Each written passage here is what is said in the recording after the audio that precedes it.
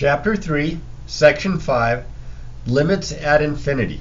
We had infinite limits. That was different. That's when we took the limit and it went to infinity or negative infinity. But now we're talking about limits at infinity, and exactly what this means is what happens as our x value gets bigger or gets smaller, as the absolute value of x gets bigger. That means whether it's positive or negative. I mean, million, billion, trillion, negative million, negative billion, negative trillion. Well, here's a very simple function. It is our parent function, or sometimes called the reciprocal function. And we would get a graph that looks like this. Now what happens as the absolute value of x gets big? As x gets big, do you see how my graph is approaching the x-axis? So we write as x goes to infinity. As absolute value of x gets big, but as x gets smaller and smaller and smaller, then we say that x is going to negative infinity. So we use this notation. The limit as x goes to infinity of our function, the limit as x goes to negative infinity of our function. All right, now just based on my diagram here, as x gets big, this approaches a y value of 0. As x gets really small, this also approaches a y value of 0. Kind of talks a little bit about kind of like end behavior.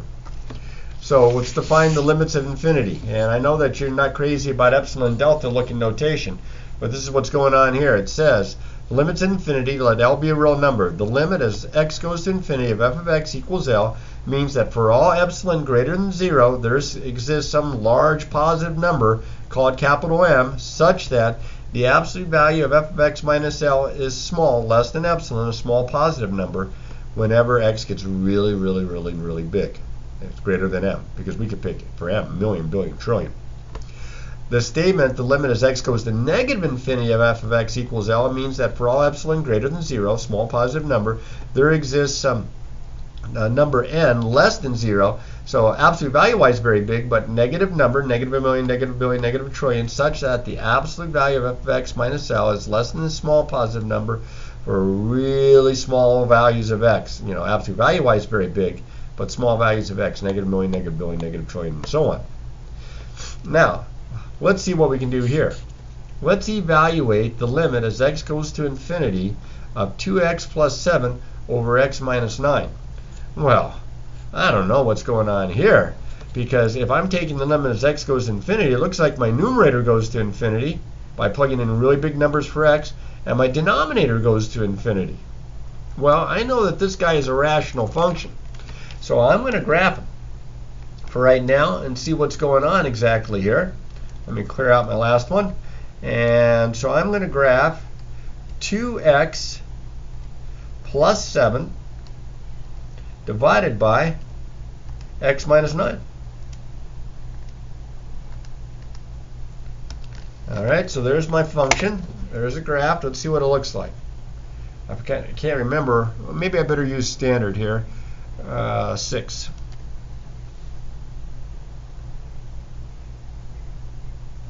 Well, maybe that's not going to be the right window here.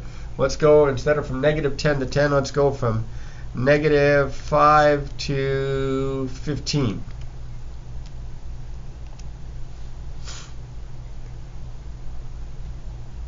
Well, it's still probably not enough, but what I'm hoping that you can see is I have a rational function. As it gets smaller and smaller and smaller, it's leveling out, and as it gets bigger, the x values get bigger and bigger and bigger, it's starting to level out as well. But to what number does it level out at? Just like the example that I had back here, I had a horizontal asymptote. It appears to be that graphically I'm going to have a horizontal asymptote here as well. So what to do? Here's my suggestion. Look for the highest degree of the variable in the denominator.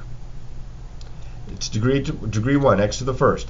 Divide the numerator and the denominator of this expression by x to the first. So this would be the limit as x goes to infinity of 2x divided by x plus 7 divided by x all over x divided by x minus 9 divided by x.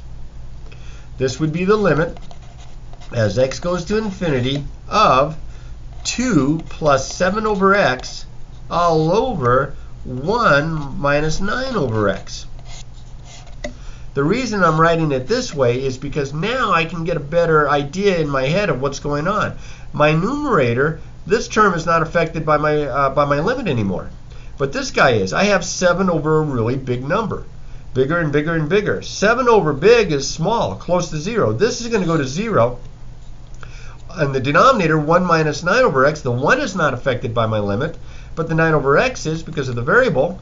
9 over x, bigger and bigger and bigger positive numbers. This is getting smaller and smaller and closer to 0, getting smaller and smaller and smaller, absolute value-wise, because of the minus sign. So this is going to 0, this is going to 0, and I get 2 over 1, which is 2. Now I know it's kind of hard to tell because I didn't pick a great window here. Maybe I should pick a better window here. Let's see if I can do this a little bit better. Let's change my window from negative, let's say 20 to 30.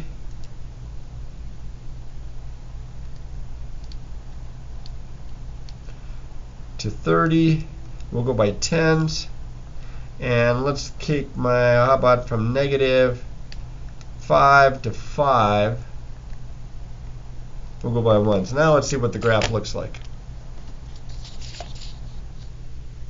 Oh, I picked the wrong. Let's try it again. I must have hit the wrong thing here in my window. I sure did. I picked next maximum of 3. The 0 didn't show up. Here we go. Let's graph it now. Perhaps you can see it a little bit better. It's still hard to tell, but there's 2 right there. At x equals 2, it looks like I have a horizontal asymptote. I mean, it's hard to tell because, again, I didn't pick a very good window, but hopefully you can see that a little bit. All right, because there is going to be a tie-in with limits at infinity and horizontal asymptotes. Now, let's use the same approach over here. The limit as x goes to negative infinity. Well, this is kind of tough to tell if you just started like thinking really big negative numbers plugged in here. I got 3 times really big squared, or actually absolute value-wise very big, but squared it's going to be positive. So this is huge. Down below I got 9 minus.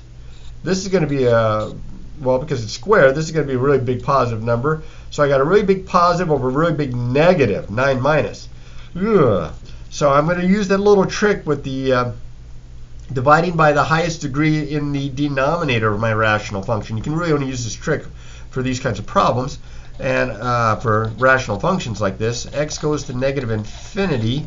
This would be 3x squared over x squared minus 4 over x squared. I mean, you don't have to write all this out. You can pretty much do the division in your head and simplify. 9 over x squared minus 2x squared over x squared. And this would be the limit. As x goes to negative infinity, this is going to be 3 minus 4 over x squared all over 9 over x squared minus 2. Well, what's happening here? As x goes to negative infinity, when you square it, this is going to be a positive number, really big positive number. 4 over big goes to 0. This guy's going to go to 0. This guy's going to go to 0. And I'm going to end up with 3 over negative 2, or negative 3/2. And that's my limit. And as I mentioned, we can tie these in with the idea of a horizontal asymptote. Now, we define horizontal asymptotes differently in pre-calculus. Now we have a little bit more of a calculus flavor to our definition. Let the line y equals L is a horizontal asymptote of the graph of f if the limit as x approaches infinity of f of x is equal to L, or the limit as x approaches negative infinity of f of x is equal to L.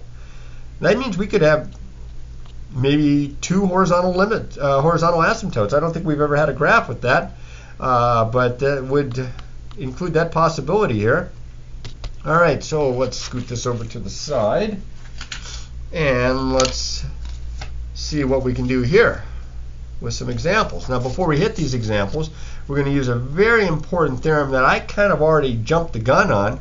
And this theorem is at limits at infinity. It says if R is a positive rational number and C is an element of the real numbers, then the limit as x approaches infinity as C over x to the R. Now remember, R is a rational number. This denominator is getting bigger and bigger and bigger, and C divided by big goes to 0. Furthermore, if x to the r is defined when x is less than 0, because again we're doing with real numbers, then the limit as x approaches negative infinity of this same expression, c over x to the r, is also going to go to 0. It's okay if this denominator is going to negative infinity because it's still getting smaller and smaller and smaller. It's just from the left side of 0, and it's going to approach 0. So with that in mind, I've got several examples here. I have the limit as x approaches infinity of 12 plus 7 over x squared. Well, 12 is not affected, but 7 over x squared is affected. And if I use this theorem, this theorem that I just pointed at, there you go, this is going to go to 0.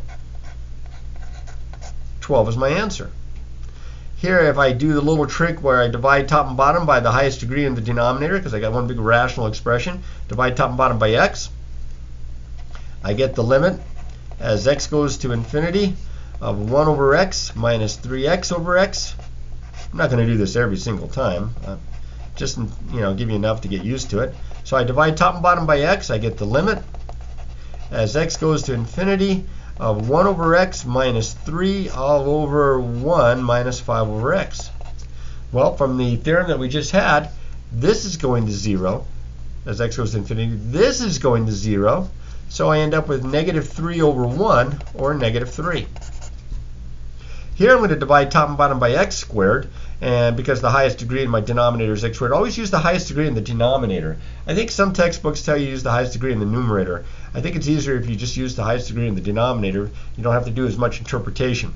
So I am still, it's still limited infinity here. X goes to negative infinity this time. So if I divide top and bottom by x squared, I get the limit as x goes to negative infinity of 3 plus 5 over x squared all over 5 plus 3 over x squared.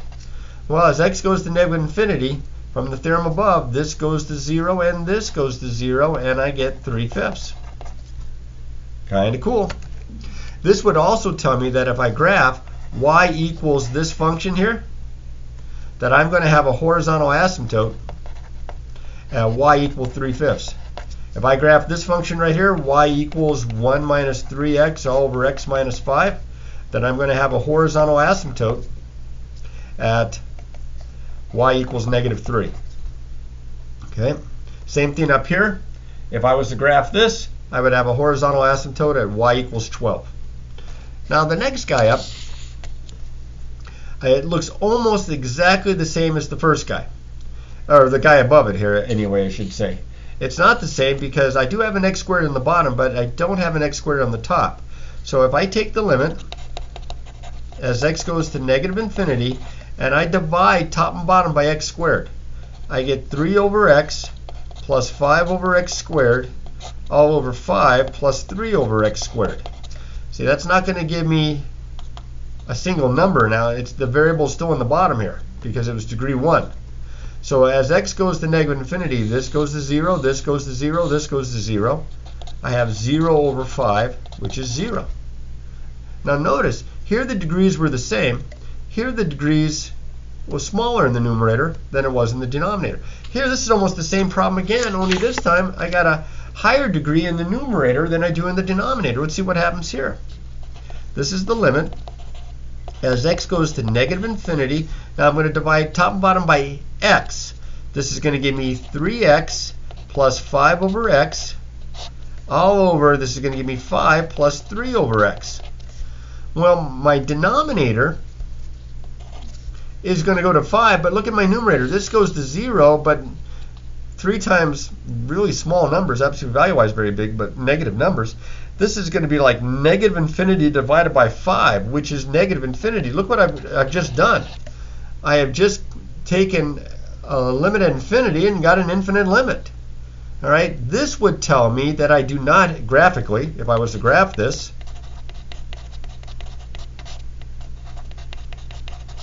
okay, that I would not have a horizontal asymptote.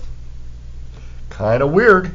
Here the degree was higher in the numerator. Here there was lower in the numerator, and here it was the same, and different numbers. Okay, so there's got to be a tie-in here, and we're going to do that here next.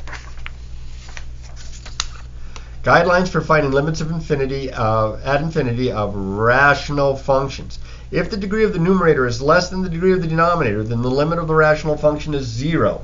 That's what happened right here. If the degree of the numerator is equal to the degree of the denominator, then the limit of the rational function is equal to the ratio of the leading coefficients. Let's go back to the first one. See right here? These are my leading coefficients, 3 and 5. Look at that, the ratio of the lead coefficients. If the degree of the numerator is greater than the degree of the denominator, that was the third example, then of the three, then the limit of the rational function does not exist. In fact, I called it negative infinity, but for right now, probably we should say does not exist, because we haven't technically defined a limit, an infinite limit at infinity. All right, so that's getting pretty thick.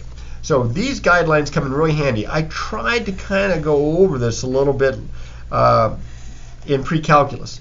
Only I didn't really talk about the limits. I just looked at the degrees to kind of give you an idea how to find horizontal asymptotes. So in this case, look right here. I'm asking you to find horizontal asymptotes if f of x equals 2x minus 7 over 5x plus 3. Well, based on this, the degrees are the same. So if the degrees are the same, if they're equal, then it should be the ratio of the lead coefficients, and that's a 2 and that's a 5, so my horizontal asymptote is y equals 2/5. Okay. Now, if you take the limit of this as x goes to infinity, or if you take the limit of this as x goes to negative infinity, you're just going to get 2/5. You say, well, I can understand why you didn't leave much space here, but why'd you leave so much space on this one? Well, this guy's a little different. All right? This guy's a little different. Now you say, what's the degree of my numerator? Well, the degree of my numerator is 1, because this is not a pure rational function. What's the degree of my denominator? Well, it kind of looks like it's 2, but remember, you're taking the square root of x squared. That would be 1. But this is a little tricky here, because it's not a rational. It's got a radical in the denominator. So I have to be a little bit more careful. I am actually going to have to find my limits as x goes to infinity, as x goes to negative infinity. So let me just scoot this up just a little bit here. Let's start out by taking the limit as x goes to infinity. This is of 2x minus 1 all over the square root of 4x squared minus 1. Oh, this is going to get interesting here in a hurry. Now, I kind of said that the degree of my denominator, because you're taking the square root of x squared, is degree 1. I'm going to divide top and bottom by x. So up top, I get the limit as x goes to infinity of 2 minus 1 over x. But to divide the denominator by x, since it's in a radical, I'm going to think of the radical, the square root of 4x squared minus 1, being divided by not just an x, but since x is a positive number, x is going to positive infinity, I'm going to think of this as the limit as x goes to infinity of 2 minus 1 over x all over the square root of 4x squared minus 1 over the square root of x squared. I'm going to think of x as the square root of x squared. Well, another video process there. I'm going to think of this as the square root of 4x squared minus 1 all over the square root of x squared. X can be thought of as equal to the square root of x squared, since x is going to a positive number.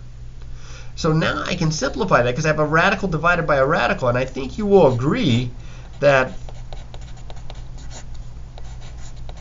and I'm doing this up here so I have a little more space, that this is the same as the square root of 4x squared minus 1 all over x squared. We know that the square root of a over b is equal to the square root of a over the square root of b, as long as we have positive numbers here and x is going to positive infinity. So now I can divide and think of this as the square root of 4 minus 1 over x squared. X squared into 4x squared is 4x squared, and the 1 is 1 over x squared. So now I am taking the limit as x goes to infinity of 2 minus 1 over x all over the square root of 4 minus 1 over x squared. So what's going on here? As x goes to infinity, this goes to 0. This goes to 0. I end up with 2 over the square root of 4, which of course is 2. I end up with 1. So I have a horizontal asymptote, y equals 1. But maybe I better check to see what's going on, since it's such an interesting problem. as x goes to negative infinity. Well, it kind of starts out the same way. I still want to divide top and bottom by x, and I get the limit as x goes to negative infinity. Up top I'm going to have 2 minus 1 over x, but what's going on in the bottom? Well, if I divide through by x here, x is going to negative infinity. I can't write it as this, because if x goes to negative infinity, my denominator is negative. This would be positive because you would square it and then take the principal square root. So to make sure that it stays negative, I'm not going to write the square root of x squared like I did here. I'm going to write down negative square root of x squared. That way I know that this expression is going to negative infinity. So now, if I simplify like I did here, this part right here is the same thing. I'm going to get the limit as x goes to negative infinity of 2 minus 1 over x all over, ready? Negative the square root, or the opposite of the square root of 4 minus 1 over x squared. This is going to go to this is going to go to 0. This is going to go to 0. So I have 2 over the opposite of the square root of 4. I have 2 over negative 2, which is negative 1. So I have 2 horizontal asymptotes. I mentioned that it could be possible that you could have 2. Now, I would be cheating you guys if I did not at least try to graph on my calculator what's going on here. Let's see. Let me get back here. Let me clear that out. So this is a mess. This is the quantity 2x minus 1 divided by the quantity 4x squared minus 1. That quantity raised to the 0.5 power. And now let's just try a standard for right now. Let's see if that gives me a halfway decent looking graph. Man, that looks like a horizontal line. Oh yeah, look at that guy. Do you see here? I hope that you can see here. Or maybe not so much, because that kind of looks like it actually goes below negative 1. Here that looks right, but down here it looks like it crosses it here somehow. No, it's just below the graph. I'm sorry, I can't even read what's on my computer here. So this right here is a horizontal asymptote at y equals negative 1. This just drops down. Here at y equals positive 1 above, I have the horizontal asymptote. Here it's kind of below it, and here it's kind of below it as the same. Weird looking graph here. Okay, we do have some values where it's not defined, so that's why there's a break in the graph, because you can't have negatives numbers underneath your radical sign. So I have 2 horizontal asymptotes. I better write that down again. Y equals 1, y equals negative 1. All right, be careful. Beware the radical in the denominator. All right, now, almost done. I know, it's a tease. It says evaluate the limit of the following functions if they exist. The first guy does not exist. The limit as x goes to infinity, you're taking the cosine of bigger and bigger numbers, and all that's going to happen is your graph is just going to go up to negative 1, down to negative, up to positive 1, down to negative 1, up to positive 1, down to negative 1. It's never going to approach a set value, so that this does not exist. Okay? But on the other hand, as x goes to infinity, the limit as x goes to infinity, the cosine of x divided by x, my numerator is going between 1 and negative 1. It's bounded. But my denominator is getting big. It is unbounded.